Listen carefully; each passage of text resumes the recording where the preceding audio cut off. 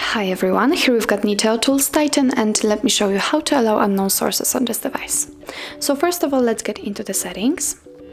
Now let's find the personal section and click on security and scroll down to find unknown sources option. In order to turn it on, just tap on the switcher right here. And now your device is telling you that it is more vulnerable to attacked by apps from unknown sources. And if you agree with that, then simply click on OK.